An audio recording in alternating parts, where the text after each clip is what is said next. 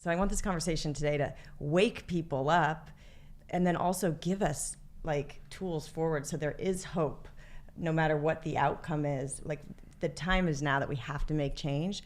This is the history. This is what's happening. This is what we can do going forward. And just, you're so brilliant, Zach, in the way that you do kind of give philosophy and science mixed together, and it's so hopeful, and that your capacity to explain things and your knowledge. Like I asked you once, I was like, how do you know what you know, and how do you share it in such an articulate, brilliant way? And you're like, well, I've been taking my product for much longer than anybody else. And I'm like, okay, ordering Ion Biome today. So that's the goal today. I'll let you start. And I just feel like my audience would love just the history of how we got here. And where do we go from here in a general sense. The book does a great job of de-demonizing the journey, I think, because as you take a look at history, it's easy to demonize companies or corporations or ideas or technology as the problem. But what you'll see, on the human journey that's tangled in the book, as well as in my own, life story, is that we together as a human organism have created everything that the human society has expressed. And so we have to remember that Monsanto or a Bayer or any pharmaceutical company, these are abstract creations that we've all participated in. And the separation from nature that we see echoed through much of our technology, and the fear and guilt and shame around nature, fear of nature, and then the guilt and shame about what we did to nature when we were afraid of it. So this triangulation between fear, guilt, and shame, and this rejection from nature, I think, is really at the root core of why we have become this existential threat of extinction. And so if you back all the way up to the very first chapter of almost any religious text, there's going to be some version of we got kicked out of the garden, and it was because of this leap in consciousness, basically, is that we suddenly saw ourselves separate from nature and we got embarrassed. And so we had this shame, and we hid ourselves and we hid our bodies. We were ashamed of body, we were ashamed of this, and we left the garden. And it's interesting that it's a plant that is described as doing that. Like we ate from the apple, or there was some other god intervened, or whatever it is. But for me, I think it's fascinating to think that it could be as simple as a plant, in that, in the same way that we see plant medicine reconnecting people to the sense of source, it wouldn't be surprising to me if we suddenly had a neurologic experience that gave us a sudden break in our sense of connectedness to nature. And it could have been something we ingested. It could have been a change in the microflora within us. We now know that the microbiome within our gut expresses the reality that we live. And that's very trippy to think that this is not really a human brain. This is a human brain sensing all of the reality of the microbiome, typing the information into my keyboard, which is my gut lining. So I've got hundreds of thousands of species in me that are speaking through me right now. And so if I express something like, oh my gosh, I'm thinking separate from nature, was that actually a loss of connectivity through the gut? And it's possible that we, through ingestion or through some sort of shift in the environment, we lost connection to some significant workforce within our gut. Humans have been around like 300,000 years, which is a big jump. We thought it was 200,000 years up until really the past year, and then suddenly some breakthroughs were made in both in the anthropology and archaeology, as well as in the carbon dating and sciences. But we're suddenly looking at a 300,000 year history of humans, and yet we only really have 100,000 of that recorded. And so we have the Khoisan people of Africa have got a 100,000 year oral history. The Aboriginal people's about a 40,000 year history. Some people would find some of those tribes maybe as far back as 80,000. Amazon rainforest, 40,000 years. So what happened to the other 240,000 years? What happened to that other 200,000 years before the Khoisan in Africa? Where did that history get lost? And it wouldn't surprise me if there was a journey to a loss of connectivity rather than, we just got smarter all the time. I think there's been demonstration that we've actually had a decrement in capacity with whatever, biology we're expressing on the planet. We certainly can't build the pyramids. We can't do a lot of the technologies that we see happening 12,000 years ago. So even as short back as 12,000 years ago, we've lost our knowledge base. We've lost connection to a knowingness much bigger than what we express currently in our technologies.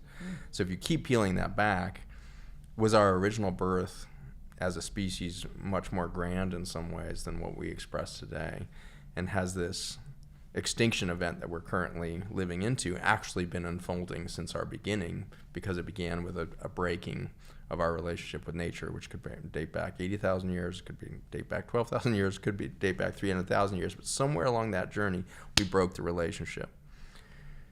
The beautiful thing that we're in, though, is an extinction. And the reason why that's so beautiful is nature loves extinction events, because death is the most revered, event that happens in the organic patterns of life, because at every death, there comes a million new opportunities for life. And we may have talked about the oak tree before, but the oak falls in the forest. You genetically sequence its trunk. It's one species, oak. 1 year later after its death, it's 100,000 species sitting on the forest floor within that same trunk. And so if we can go 100,000x in our expression of life through the death of an oak tree, what are we going to do as a human species? What's going to come after us? The dinosaurs did something pretty amazing. Dinosaurs, reptiles, expressed birds, expressed mammals, expressed humans. And so the expression of a genome, when it goes under stress, is all kinds of new opportunities. And so as we speak here, as we put this planet under great stress, our breath is already carrying the genetic potential and the beauty of the future that we can't even imagine. The dinosaurs, I don't think, could have imagined what would come next, but they participated in its creation through the mechanism of life within them. Life is always striving for this explosion of beauty, biodiversity, and through that biodiversity and beauty, intelligence. And so something much greater than our current expression of humanity is going to be there. And from an anthropocentric kind of human standpoint, gosh, it'd be nice if it's still Alex and I out surfing in 50 years, and we're still in human body, and the extinction didn't happen. But if it does happen, something grander nature's going to redo something much grander than we can imagine. But I do love my experience in hospice for the fact that 10% of people admitted to hospice with, 3 weeks to 3 months to live kind of thing, have to be discharged, a year later, because they didn't die. In fact, they became something new. And that's the code to all of healing. As you back up in my clinic, we tried lots of different modalities, everything from ancient 9,000-year-old, traditions in nutrition on to 5,000-year-old acupuncture to, 1,000-year-old Reiki kind of stuff. And we tried new technologies, quantum things, vibrational plates, lights, the whole thing. And in the end, we found that the only way to really heal is to become something new. Let some rebirth happen within that organism. And a lot of that is a remembering rather than a reinvention of something that has never been. And so to remember your original math is to become completely healed. And we actually have a medical term for that that's used pretty often. It's called spontaneous remission. And the weird thing about spontaneous remission is there's no evidence the disease was ever there. And so it's not like, you can have somebody with stage 4 cancer, metastases from their breast cancer into their bones, into their brain, scans are getting worse for 2 years. And then they go through an experience and they come back a couple weeks later and they're like, you know what, my headaches are gone. And I actually I just started eating again. Like, I'm kind of feeling good, and I gained a few pounds, and I think I'm actually doing pretty good. And the doctors are like, well, maybe we should do another scan and take a look. And then there is no evidence that tumor was ever in the brain. There's no scar tissue. There's no hole. It simply became a rebirthed brain with the original math of what that brain had the potential to become. And it looked too bad for us to be putting miracle in the chart all the time, so we came up with the medical term spontaneous remission. And there's a CPT code for that. You can bill Medicare for spontaneous remissions. And so spontaneous remission became the term that is the reality, that we see this actually uncomfortably often in science, where for no apparent reason somebody goes through a complete rebirth inside the body without letting go, without dying. On the other side of that, every patient that crossed that threshold in my care, I watched them rebirth into something spectacular, and oftentimes they would be back and forth across that veil in those last couple of minutes, hours, sometimes days, and they would tell you the most extraordinary things of what they were already experiencing on the other side of that reality, and then they'd come back to say, this is not the real thing. The real thing is right on that other side. And so for me, I love this planet so much, and the love for the beauty that we have on this planet grows on me all the time. And so I can get teared up with the possibility of leaving this planet behind, or this planet going, completing its extinction event, and a human not having the opportunity to witness that next iteration. And that chokes me up appropriately. We should have a deep grief for that possibility. But we should also have a great expectation that humanity, as it crosses the veil, is going to see the reality of the path we just walked, and is going to see some sort of beauty in that path that we can't probably put together in this perspective. And there's that 10% likelihood that we are going to stay in the body, and we're going to rebirth inside this human organism rather than have to release it to go the path of the dinosaurs and really become a new biology within ourselves. And that could be because we don't need to imagine a new species.